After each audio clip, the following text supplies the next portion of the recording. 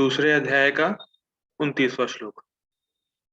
आश्चर्यवत् पश्यति कश्चिदेनम् आश्चर्यवद् वदति तथैव चान्यः आश्चर्यवच्चैनम् अन्यः शृणोति श्रुत्वाप्येनं वेद न चैव कश्चित् आश्चर्यवत् पश्यति कश्चिदेनम् आश्चर्यवत् वदति तथैव चान्यः आश्चर्यवच्चैनमन्यः शृणोति श्रुत्वाप्येनं वेद न चैव कश्चित्। समझते हैं? आश्चर्यवत् पश्यति कश्चिदेनम, इस आत्मा को लोग आश्चर्यवत् पश्यति, आश्चर्य से देखते हैं। आश्चर्यवद् वदति तथैव चान्यः, कुछ लोग इसे आश्चर्य की तरह बताते हैं। आश्चर्यवच्चैनम् अन्यः शृणोति, कुछ लोग इसे आश्चर्य से सुनते हैं। श्रुत्वाप्येनं वेद न चैव कश्चित्, कुछ लोग इसे सुन के भी, इसके आत्मा के बारे में सुन के भी नहीं समझ पाते। श्रुत्वाप्येनं वेद न चैव कश्चित्, कश्चित् मतलब कुछ लोग नहीं समझ पाते। इसका मतलब ये नहीं कोई नहीं समझ पाता सुन के। आप लोग समझ पा रहे हैं आत्मा के बारे में, टेंशन नहीं लेना है। तो यहाँ पे बात आ रही श्रुत्वाप्येनं वेद न चैव कश्चित्, कुछ लोग इसके बारे में सुन के भी नहीं समझ पाते। तो आप देख सकते हैं इस श्लोक में ही 3 बार आश्चर्य आश्चर्य आश्चर्य आया है। तो ये श्लोक आश्चर्यजनक है ही, और आश्चर्य में डालने वाला श्लोक। भाई ऐसा क्या आश्चर्य है? ठीक है, इसको तो टीका में देखते हैं। बड़ा इंटरेस्टिंग टीका है, बहुत ही अच्छा श्लोक है। ठीक है, इसलिए लास्ट रखा है अनुवाद को, कि आश्चर्य में डालने वाला। कोई आत्मा को आश्चर्य से देखता है, कोई इसे आश्चर्य की तरह बताता है, तथा कोई इसे आश्चर्य की तरह सुनता है। इन सब के दो मीनिंग है, टीका में आएगा। किंतु कोई कोई इसके विषय में सुनकर भी कुछ नहीं समझ पाते। कोई ना चैव कश्चित्, सब लोगों की बात नहीं हो रही यहाँ पे। ठीक है, पढ़ते हैं गीता भूषण टीका। बड़ी इंटरेस्टिंग टीका है। जितनी वैष्णव कृपा, प्रभुपाद जी कृपा रही, मैं समझा पाऊंगा। ठीक है, आगे पढ़ते हैं। अभी अर्जुन बोल रहा है, यद्यपि आप सर्वज्ञ हैं, सर्वज्ञ सबको जानने वाले हैं, और आपने मुझे बहुत सा ज्ञान दिया है, फिर भी मैं आत्मा के स्वरूप को समझने में असमर्थ, जिससे मेरे शोक का निवारण होगा। तो ऐसा क्यों है? बड़ा हास्यास्पद है ये, कि भैया भगवान ने इतना सब कुछ बताया, फिर भी अर्जुन कह रहा है कुछ समझ में नहीं आया। अर्जुन बोल रहा है आपने मुझे बहुत सा ज्ञान दिया, और आप सब कुछ जानने वाले हैं, और आपने हमें ठीक से ज्ञान दिया है। सर्वज्ञ यहाँ इंडिकेट करता है कि भगवान सब कुछ जानने वाले हैं, और बहुत अच्छे से समझाया है अर्जुन को आत्मा का ज्ञान। लेकिन फिर भी अर्जुन कह रहा है मैं इसे समझने में असमर्थ, जिससे मेरे शोक का निवारण होगा। तो ऐसा क्यों है? मतलब ऐसा क्यों है कि मैं समझ नहीं पा रहा हूं, आपके इतना से अच्छे से समझाने के बाद भी? समझ में आ रहा है? अर्जुन कह रहा है कि आप सर्वज्ञ हैं, आपने मुझे बहुत अच्छे से समझाया है, लेकिन फिर भी मैं समझ नहीं पा रहा हूं, मैं असमर्थ हूं, जिससे मेरे शोक का निवारण होगा। तो ऐसा क्यों है? क्यों नहीं समझ पा रहा हूं मैं? ऐसा क्या है? तो भगवान ये श्लोक बोले कि सब आश्चर्य है, ये बड़ा ही आश्चर्यजनक टॉपिक है। ये टॉपिक ही बड़ा आश्चर्य कर देने वाला है। समझ में आ रहा है? तो अब भगवान बता रहे हैं कि ऐसा क्यों है। अर्जुन का जो क्वेश्चन है कि भगवान मुझे समझ में क्यों नहीं आ रहा है, ऐसा क्यों है? भगवान अब बताने वाले हैं। देखते हैं, बड़ा इंटरेस्टिंग है।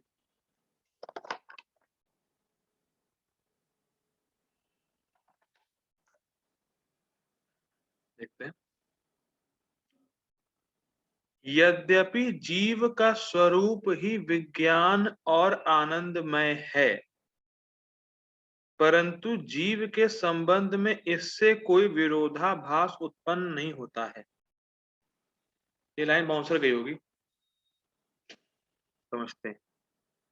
जीव का स्वरूप विज्ञान और आनंदमय है, मतलब जीव खुद में ज्ञानमय है और आनंदमय है। ठीक, सच्चिदानंद है। ठीक, परंतु जीव के संबंध में इससे कोई विरोधाभास उत्पन्न नहीं होता है। विरोधाभास उत्पन्न नहीं होता, भगवान ने बोला ही क्यों? ये बड़ा इंटरेस्टिंग है। हम लोगों को कोई दिक्कत नहीं होती समझने में कि आत्मा ज्ञानमय है और आत्मा आनंदमय है। हम लोगों को कोई दिक्कत नहीं होती क्योंकि हम लोग वैष्णव फिलॉसफी को फॉलो कर रहे हैं। लेकिन कुछ ऐसे लोग भरे पड़े हैं जो कहते हैं कि आत्मा सिर्फ ज्ञानमय है, आनंदमय है ही नहीं, या अगर आत्मा ज्ञानमय है तो आनंदमय हो ही नहीं सकती है। ये विरोधाभास बातें कर रहे हैं।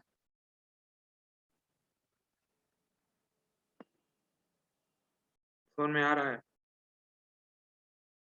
ठीक, पहले भी पढ़ चुके हैं, ऐसा कमेंट आया है मुझे। पहले पढ़ चुके हैं लेकिन इसको थोड़ा डिटेल में अब पढ़ेंगे हम लोग। ये पहले पढ़ा था हम लोगों ने 2.12 में, वो कंटिन्यू होगा आगे। तो जो रिवीजन कर रहा है उसको समझ में आ जाएगा अच्छे तरीके से। ठीक है, हाँ। तो विरोधाभास, भगवान कह रहे हैं नहीं, ऐसा नहीं है कि अगर आत्मा ज्ञानमय है तो आनंदमय हो नहीं सकती है, ऐसा नहीं है, कोई विरोधाभास उत्पन्न नहीं होता है। लेकिन कुछ ऐसे वर्ग के लोग हैं, उनको बोलते हैं अद्वैतवादी। अद्वैतवादी होते हैं जो कहते हैं नहीं, अगर जीव ज्ञानमय है तो आनंदमय हो ही नहीं सकती है। इसीलिए उनके लिए आश्चर्य है। समझ में आया? भगवान क्यों बोल रहे हैं आश्चर्य है? उनके लिए आश्चर्य है कि अरे, जीव ज्ञानमय भी है, आनंदमय भी है, ये कैसे पॉसिबल? तो उनके लिए आश्चर्य है। मतलब वो लोग कहते हैं, जो अद्वैतवादी, वो लोग बोलते हैं कि जीव, ब्रह्म और भगवान ये सिर्फ चेतना मात्र है, सिर्फ ज्ञानमय है, बस इनमें कोई गुण नहीं है, और आनंदमय होना ये गुण है। तो उनको गुणों से प्रॉब्लम होती है। वो कहते हैं कि अगर जीव ज्ञानमय है तो वो आनंद का अनुभव नहीं कर सकती है, और ज्ञान है उसमें, ना ज्ञाता है ना ज्ञेय है। ये लैंग्वेज समझ में आ रही है? ज्ञाता, ज्ञेय और ज्ञान मैंने बताया था, मैं फिर रिपीट करूंगा बाद में आगे। वो यस लोग प्रभु कहते जी हैं, बताया था। हाँ, वो लोग कहते हैं कि सिर्फ ज्ञान है, ना कोई ज्ञाता है ना कोई ज्ञेय है। तो वैरायटी नहीं है, सिर्फ ज्ञान मात्र है।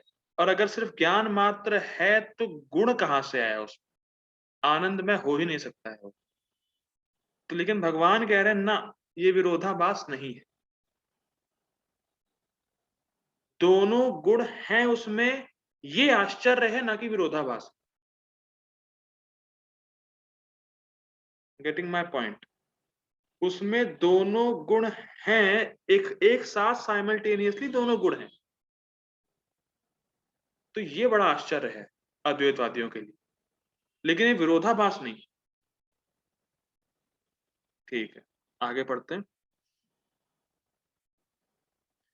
यह उन वाक्यों को संदर्भित करता है जैसे विज्ञानम आनंदम ब्रह्म, इस पे रामानुजाचार्य और मेरे ख्याल से यादव मिश्रा, रामानुजाचार्य के जमाने में एक फिलोसफर था, उन दोनों के बीच बहुत लंबी बहस हुई थी इसी श्लोक पे।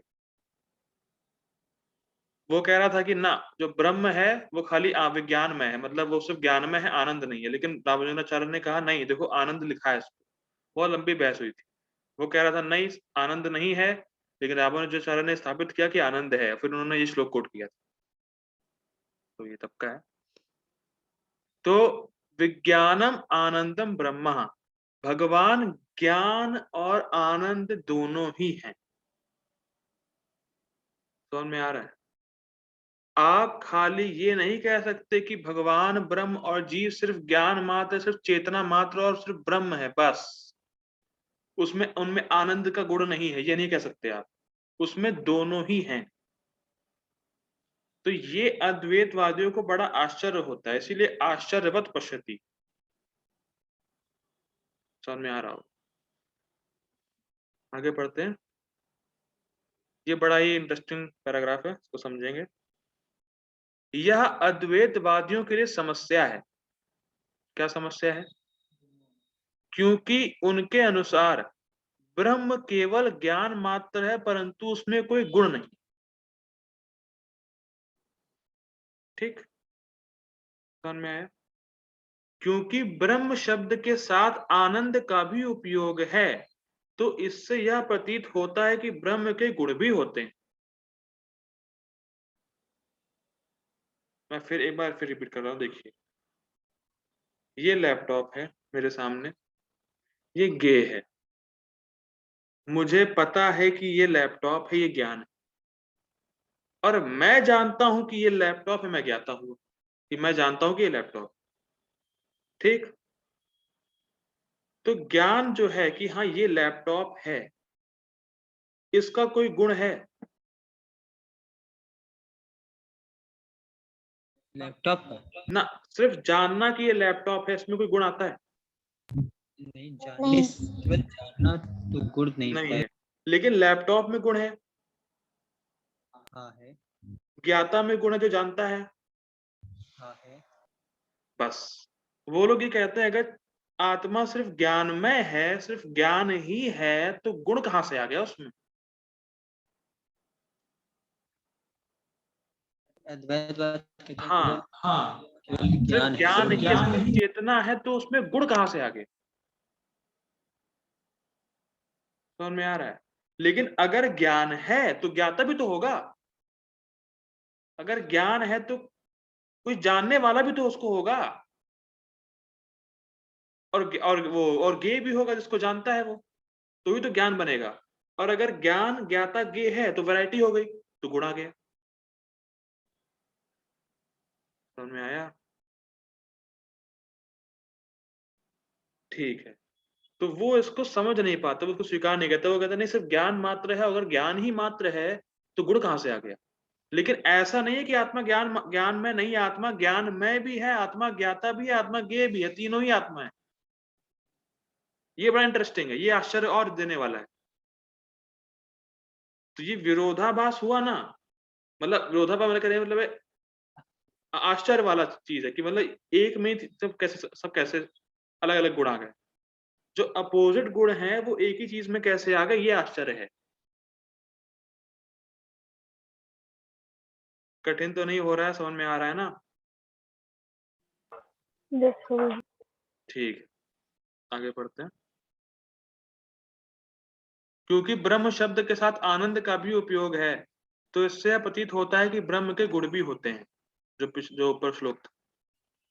इसलिए अद्वैतवादियों को ये बड़ा इंटरेस्टिंग, इसलिए अद्वैतवादियों को व्याकरण का उपयोग करके घुमा फिरा कर कुछ व्याख्या करनी होती है ताकि वे यह प्रमाणित कर सके कि ब्रह्म में गुण नहीं होते हैं। देखिए, मैं जानता हूं ये लैपटॉप है, सिंपल है। अगर मुझे प्रूफ करना है कि ये लैपटॉप नहीं है, तो कितनी मेहनत करनी पड़ेगी मुझे? समझ में आ रहा है? सिंपल, अगर लैपटॉप है ये मैंने स्वीकार कर लिया तो कोई दिक्कत नहीं है, बहुत सिंपल है।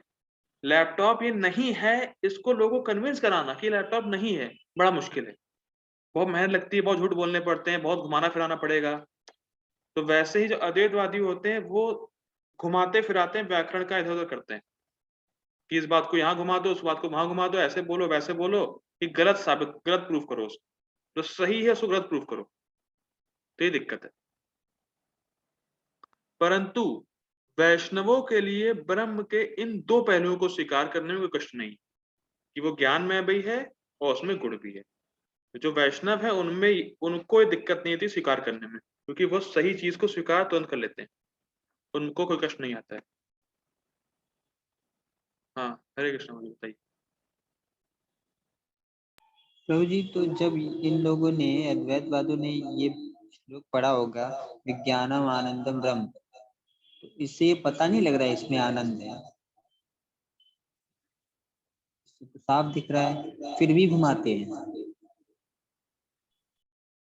हाँ, हरे कृष्णा। हाँ, तो यही तो पॉइंट है ना, वो आनंद को कहते हैं, नहीं आनंद नहीं है, वो रियल आनंद नहीं है, वो परम परम आनंद नहीं, मुक्ति के बाद का आनंद नहीं है, वो आनंद बस यहाँ पे उसको लग रहा है कि वो आनंद है विद्या से ग्रसित होके। समझ में आया? वो ज्ञान में तो है, वो वो ब्रह्म ही है, लेकिन अविद्या से ग्रसित है, तो वो तो ज्ञान में है अभी भी, लेकिन अविद्या से ग्रसित होने के कारण वो आनंद जो उसको ब्रह्म में मिलके होने वाला था वो आनंद नहीं हो रहा है उसको, अभी जो आनंद यहाँ पे हो रहा है वो आनंद हो रहा है। देखिए मैंने बोला, आपको कुछ समझ में आया? गलत प्रूफ करना है कैसे भी। वो तो प्रूव करना ही है, लेकिन मैंने जो अभी बोला वो कुछ समझ में आया? बस बस सेम ऐसा ही है कि उसको घुमाना है, कैसे भी गलत प्रूव करना है। इसीलिए इसीलिए बलदेव विद्याभूषण लिख रहे हैं कि वो घुमा फिरा कर कुछ वह करनी होती है, उनको जबरदस्ती करनी होती है, सही को मानना ही नहीं है, गलत प्रूव करने के लिए करनी होती है, झूठ बोलना ही होता है, मजबूरी है। तो ये बड़े ही, क्योंकि ये सब भगवान से द्वेषी होते हैं, कुल मिला के बात इतनी सी।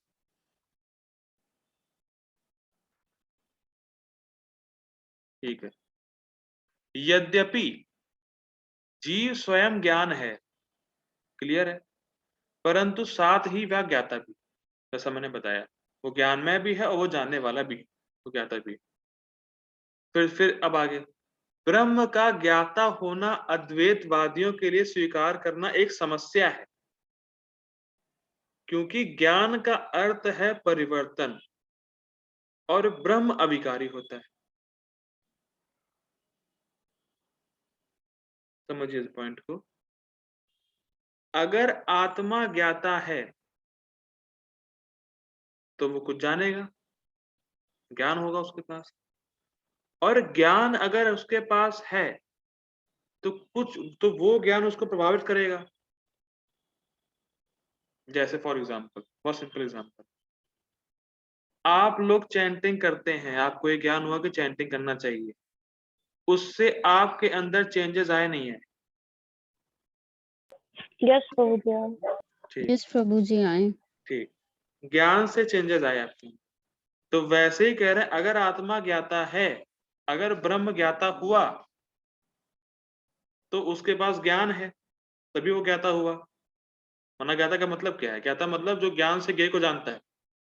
तो अगर ब्रह्म ज्ञाता हुआ तो ब्रह्म चेंज हो जाएगा, क्योंकि ज्ञान से चीजें चेंज होती हैं, और वो चेंज होता नहीं, ब्रह्म अविकारी रहता है, तो वो ज्ञाता नहीं।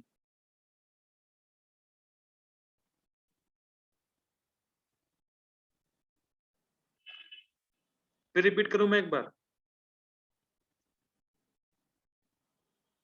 तो फिर रिपीट करता हूं। ज्ञान, देखिए अगर स्पिरिचुअल नॉलेज हम लोग ले रहे हैं तो वो हमें चेतना को उठा रहा है, हमें एलिवेट कर रहा है, तो ज्ञान से हम पे कुछ प्रभाव पड़ता है। तो अगर आत्मा ज्ञाता हुआ तो ज्ञान का प्रभाव उस पर पड़ेगा, तो कुछ परिवर्तन होगा उसमें। लेकिन ब्रह्म में परिवर्तन होता नहीं है, आत्मा में परिवर्तन होता नहीं, वो अविकारी है, तो वो ज्ञाता नहीं हो सकता। लेकिन ये वो बात समझ नहीं पाते कि वो ज्ञान के साथ साथ ज्ञाता भी है, इसीलिए आश्चर्य है।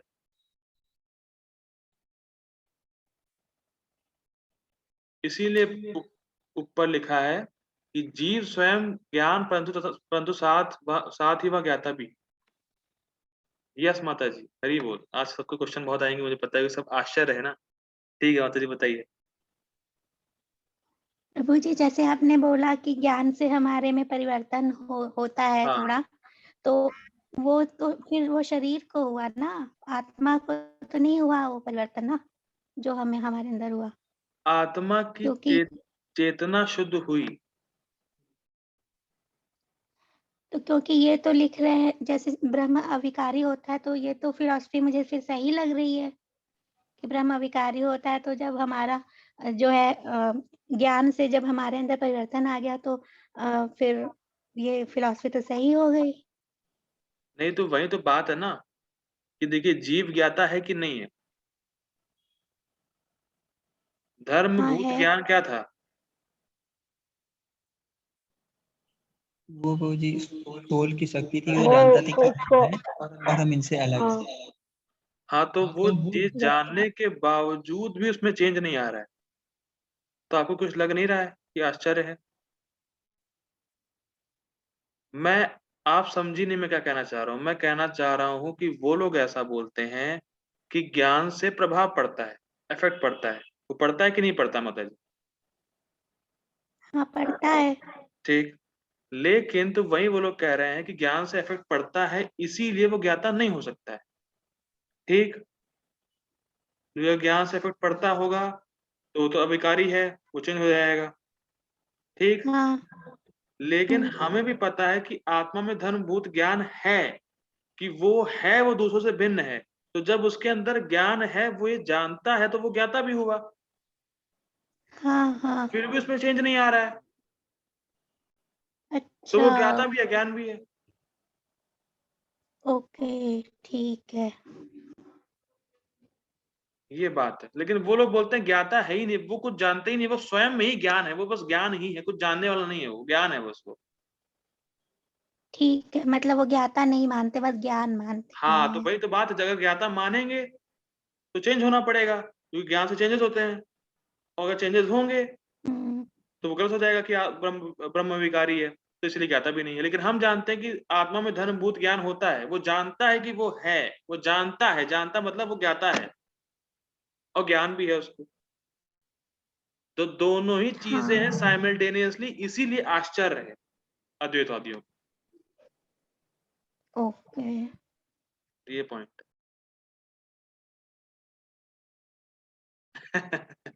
बड़ा ही इंटरेस्टिंग है ये, आश्चर्य कश्चिदेनम। ठीक है। अब यहाँ से देखिए, अभी हम लोगों ने एक गुण देखा, एक आश्चर्य बात क्या है कि जीव स्वयं में ज्ञान में भी है और आनंद में भी है। दोनों विरोधाभास गुण उसमें एक साथ हैं, अपोजिट गुण एक साथ हैं साइमल्टेनियसली, इसीलिए आश्चर्य है। अब दो चीजें और हैं जिससे आश्चर्य करना चाहिए। टोटल तीन चीजें हैं, अब दो चीजों को पढ़ते हैं। यद्यपि जीव परमाणविक है, मतलब बहुत छोटी है, परमाणु के साइज की, मतलब बहुत परमाणु मतलब बहुत छोटी साइज की है, फिर भी एक विशाल शरीर में व्याप्त रहता है। वही जो साइज, जो मतलब जो मैं इस शरीर में हूं, उसी सेम साइज की आत्मा एक चींटी के शरीर में है। वही एक सेम साइज की आत्मा हाथी में है, इतने बड़े विशाल शरीर में। तो कुछ आश्चर्य नहीं हो रहा आपको? सेम साइज की आत्मा सब में है और सबको चलायमान है, और वही सेम आत्मा ब्रह्मा जी के शरीर में भी है।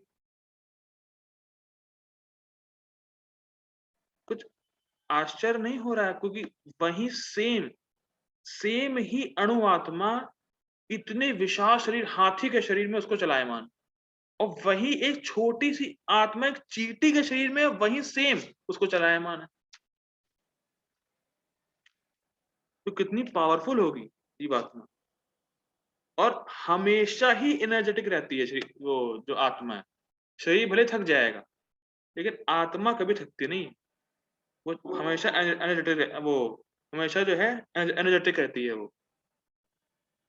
तो ये बड़ा ही इंटरेस्टिंग है कि परमाणविक मतलब बहुत ही 10,000 अपॉन 10,000 टिप ऑफ हेयर, वो एक चींटी, एक बैक्टीरिया के साइज में, बैक्टीरिया के उसमें भी है, और एक हाथी जैसे विशाल है, कैसे जो बहुत बड़े बड़े जानवर होते हैं उसमें भी। तो ये आश्चर्य है। आश्चर्य होता नहीं होता आप लोगों को ऐसा ही? प्रभु जी आश्चर्य तो तब होगा ना जब पता चलेगा। अभी तो मुझे लगता था मेरी शरीर जितना बड़ा है उतनी बड़ी आत्मा है मेरे अंदर। तो अब पता चल गया ना आपको कि ऐसा नहीं है। यस प्रभु जी। आप तो आप तो वहां चली गई, कौन सा नया था वो? हाँ, हाँ, वो जैन वाला नया था। वो कहते थे। ठीक है, ठीक है, अब तो क्लियर हो गया होगा। अब तो आश्चर्य हुआ कि नहीं हुआ माता जी आपको? यस प्रभु जी। ठीक है, हरि बोल। आगे पढ़ते हैं। अनेक शरीरों से संबंधित होते हुए भी यह उनके विकारों से अछूता रहता है। शरीर में 6 विकार होते हैं और आत्मा ने ना जाने कितने शरीर चेंज किए, लेकिन वो उन विकारों से प्रभावित नहीं हुई। कितना आश्चर्य वाली बात। और एक और आश्चर्य बात, शरीर के अंदर ही रह रहा है वो। समझ में आ रहा है? शरीर के बस बिल्कुल शरीर के पास ही है और शरीर में 6 चेंजेस हो रहे हैं, उसको कोई फर्क नहीं पड़ रहा है आत्मा को। और ना जाने कितने शरीर चेंज कर चुका है आत्मा, और सब में विकार आए थे। मान लीजिए 100 शरीर मैंने चेंज किए, उन 100 शरीर में 6 चेंजेस आए। अब 600 टोटल अगर चेंज देखा है, 600 चेंज हो गए, टोटल 600 चेंज हो गए। और उन 600 चेंजेस में आत्मा को कोई फर्क नहीं पड़ा। तो ये आश्चर्य है कि नहीं? 600 चेंज हो गए और आत्मा अभी भी जैसे पहले था वैसा ही है, सेम एज इट इज। कोई चेंज नहीं आया और जस्ट पास में ही है, मतलब शरीर को चलायमान ही वो वस्तु है, आत्मा ही। आत्मा की वजह से ही चेंजेस आ रहे हैं, लेकिन आत्मा में चेंजेस नहीं आ रहे हैं। आश्चर्य। जैसे मैंने कल भी बताया था कि काल काल चेंज कर रहा है, लेकिन काल में चेंज नहीं आ रहा है। वैसे ही जो शरीर में चेंजेस हो रहे हैं वो आत्मा की वजह से ही हो रहे हैं, लेकिन आत्मा में कोई 1% भी चेंज नहीं आता है, जैसा था वैसा ही रहता है। तो ये आश्चर्य है। और सबसे बड़े आश्चर्य की बात तो ये है, जिसकी बात हो रही वो हम सब स्वयं खुद हैं। वो ये सबसे और बड़ा आश्चर्य कि जिसके विषय में आश्चर्य आश्चर्य हो रहा है वो स्वयं हम ही लोग हैं। जैसे फॉर एग्जाम्पल, जैसे मैं किसी से बात कर रहा हूँ, जैसे मान लीजिए मैंने किसी का नाम लिया, वो बोलता है, ठीक है। जैसे मान लीजिए अपूर्व प्रभु जी है, वो मुझे देख रहे हैं, मैं उनको देखूंगा तो वो मुझे देखेंगे, लेकिन कैमरा ही मुझे देख रहा है लैपटॉप का, लेकिन फिर भी वो मुझे देख नहीं रहा है। आश्चर्य है कि नहीं? अपूर्व प्रभु जी की आंखें हो सकता है मुझसे दूर चली जाएं, लेकिन कैमरा बराबर मुझे देख रहा है, लेकिन फिर भी नहीं देख रहा है। लेकिन मैं अपूर्व प्रभु जी को देखूं तो वो तुरंत देख लेते हैं मेरी तरफ, और वो देख रहे हैं और ये देख नहीं रहा है, और बराबर ही मुझे देख रहा है। आश्चर्य। बड़ा ही इंटरेस्टिंग श्लोक है। आगे पढ़ते हैं। जिस जीव का मेरे द्वारा वर्णन हुआ है, भगवान कह रहे हैं, उसमें बहुत से परस्पर विरोधी गुण होने के कारण यह अति आश्चर्यजनक। तो 3 हम लोगों ने गुण देखे जो विरोधाभास है। एक तो ज्ञानमय है और साथ में आनंदमय है, जीव बड़ा छोटा है और विशाल शरीर में भी चलायमान है, और जो बहुत छोटा शरीर है जैसे चींटी का, उसको भी चला रहा है, और अनेक शरीरों से होते हुए भी वो गुजरा है, फिर भी उसमें कोई विकार नहीं है। तो ये उसके आश्चर्यजनक गुण हैं, जो 3 गुण हम लोगों ने देखे। अब यहाँ पे मेन बात आती है कि आत्मा के गुण को कौन समझ सकता है, कौन व्यक्ति एलिजिबल है जो आत्मा के विषय में समझ सकता है। क्योंकि भगवान ने बोला ना कि कुछ लोग सुन के भी नहीं समझ पाते, तो कौन समझ सकता है, उसका वर्णन अब होने जा रहा है। जो व्यक्ति गुरु की कृपा को प्राप्त किया है और जिसका हृदय शुद्ध हो गया है, वह परस्पर विरोधी गुणों से युक्त इस आत्मा के वास्तविक स्वरूप को देख पाता है। यह स्वधर्म आचरण, सत्यनिष्ठता, तपस्या, जप और अन्य साधनों के द्वारा होता है। बहुत सिंपल है कि जिसने एक प्रामाणिक गुरु की कृपा प्राप्त कर ली है, और कृपा कैसे आती है? खाली हाथ दिखाने से कृपा आती है कि हाथ से कोई टॉर्च लाइट या कुछ मतलब कुछ निकलेगा, ऐसा होता है माता जी? अर्चना माता जी, नहीं प्रभु जी। माता जी मेरे हाथ से लाइट आ रही है, आपको दिख नहीं रही।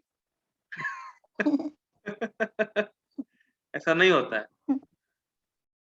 तो गुरु की कृपा मतलब उसकी वाणी, जो शास्त्रों से वो बताता है, जो उसने अनुभव किया है, जब वो बताता है प्रामाणिक गुरु, तो वो गुरु की कृपा है। जैसे प्रभुपाद जी ने कहा 16 माला का जप, तो वो कृपा है उनकी, जब हम लोग वो करेंगे तब ही प्रभुपाद जी की कृपा में मिलेगी। या प्रभुपाद जी ने कहा मेरे ग्रंथों को पढ़ो, भगवत गीता पढ़ो, चर्चा करो, अभी हम लोग कर रहे हैं, तो प्रभुपाद जी की कृपा हम पे आ रही है, इसीलिए इतने सारे श्लोक समझ पाए हम लोग अभी तक। तो गुरु की कृपा मतलब जो उन्होंने बोला है उसको करना दृढ़ता पूर्वक, तब कृपा आएगी, गुरु की कृपा तब आएगी, और उससे ही हमारा हृदय शुद्ध होगा। तब हम इस आश्चर्यजनक आत्मा के वास्तविक स्वरूप को भी देख पाएंगे। मतलब हम देख पाएंगे कि हमारा स्वरूप क्या है, और साक्षात आत्मा को देख पाएंगे कि आत्मा कैसे सच्चिदानंद है। और इसके लिए हमें स्वधर्म आचरण करना पड़ेगा, मतलब अपने कर्तव्य करने पड़ेंगे। अब यहाँ पे जो स्वधर्म आचरण है, सत्यनिष्ठता है, तपस्या जप है, ये अलग अलग कैटेगरी के लोगों के लिए। योगा लैडर में वो किस लेवल पर है उनके लिए साधन बताया गया है, लेकिन हम लोग के लिए जो साधन है वो जप करना है 16 माला का। उसी से 16 माला का जप करते करते हमारा हृदय शुद्ध होगा, तब हम समझ पाएंगे कि हम वास्तव में आत्मा है और हमारा स्वरूप क्या है। तो ये स्वधर्म आचरण, सत्यनिष्ठता, तपस्या, ये सब अलग अलग लोगों के लिए साधन है। तो अब 30 के बाद हम लोग चर्चा करेंगे कौन कौन से लोग होते हैं, योगा लेटर क्या होता है। अब 30 के बाद हम लोग वो देखेंगे। ठीक है, 30 मतलब 30 श्लोक के बाद। ठीक है, आगे बढ़ते हैं। ये भी बड़ा इंटरेस्टिंग है। हम्म, आज अब ऐसा करता हूं, मैं इसको शुरू करने के लिए मैं दोबारा मीटिंग करता हूं, हमारा टाइम खत्म हो रहा है, वरना बीच में ब्रेक हो जाएगा। तो कृपा करें कि आप लोग दोबारा आएं और इस आश्चर्य, कैसा आश्चर्य है इसको देखते हैं आगे, और क्या आश्चर्य की सीरीज में है। ठीक है, आइए, मैं मैसेज कर रहा हूँ ग्रुप पे, आप लोग आ जाइएगा। हरे कृष्ण।